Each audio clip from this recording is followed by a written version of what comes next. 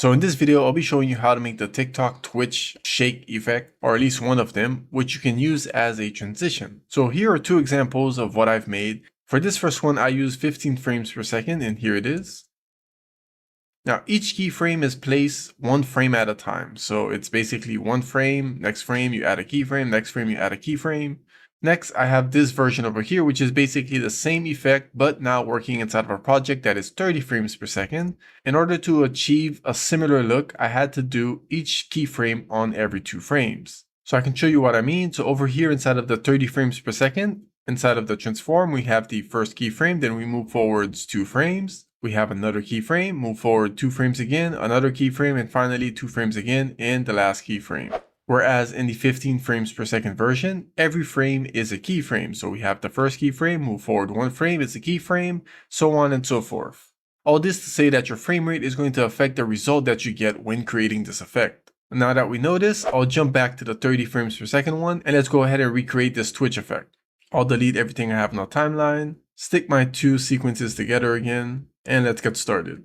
So inside of the 30 frames per second, I did it every 2 frames, and to achieve this, simply cut 7 frames from each side. So from the middle here, I'll jump back 7 frames. So 1, 2, 3, 4, 5, 6, 7. Make a cut, jump back to the middle, move forward 7 frames. 1, 2, 3, 4, 5, 6, 7. Make a cut. And now we only really need 2 effects on these. So inside of the effects here, I'll look for Dblur or directional blur. With both clips selected, I'll simply click, hold and drag. And then I'll go inside of the star here, grab a transform, click, hold and drag. Alright, we now have our effects on our clips.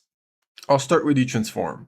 Now on the screen right now, you can see the layout or the mapping that I use for this. And the dark parts simply represent the transparency. So this dark area here when you move your clip out of the way. The blue part is your clip itself or the footage. As for the numbers, we'll take a look at them once we go inside of the directional blur.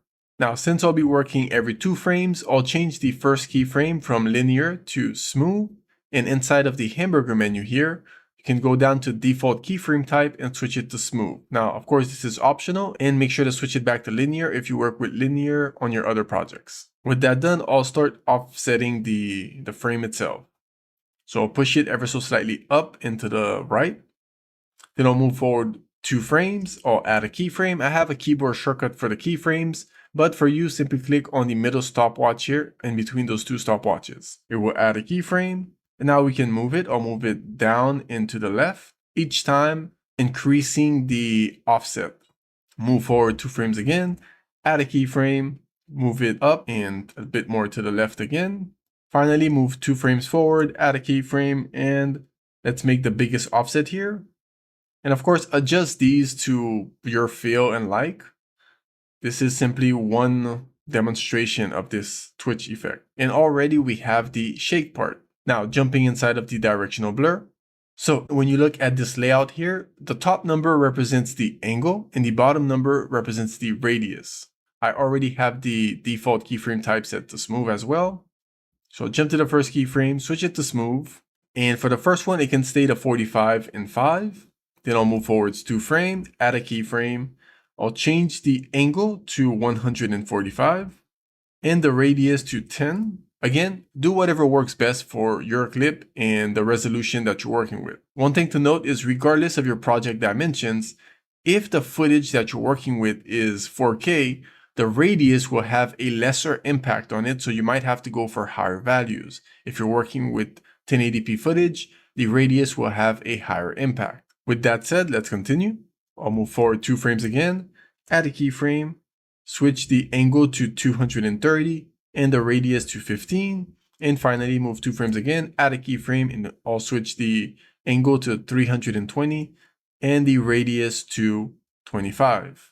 We're already done with the first one. Jumping to the next one, we're basically going to do the same thing. So on the first keyframe, I'll switch it to smooth and now create our offset.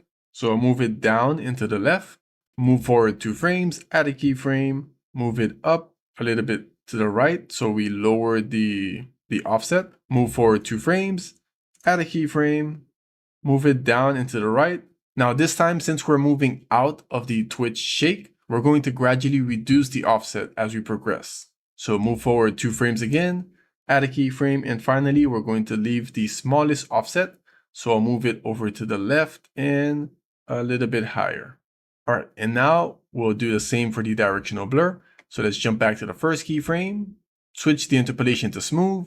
For the angle, I'll switch it to 290 with the radius of 25. Move forward 2 frames, add a keyframe, switch the angle to 230, drop the radius to 15, move forward 2 frames, add a keyframe.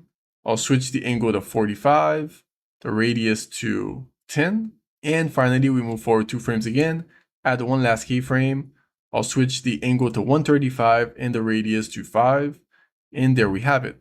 Now, of course, if you play back, we're left with an offset, so the black bars on the sides, so transparency. To fix this, all we have to do is jump to the beginning of the first cut, grab both of our clips, press Ctrl C to copy. I'll press the up arrow to jump to the track above, and then Ctrl V and paste them. Now I can hold down Shift, grab the 2 clips at the bottom, right click and delete effects. Now, of course, if you don't want such a sharp image underneath, we can go inside of the effects, look for the Gaussian blur. With both clips selected, I'll drag it onto them. Click on one of them to activate it. I'll click on the chain up here to affect both. And I'll switch the Gaussian blur to something like 40. And then I'll uncheck the chain.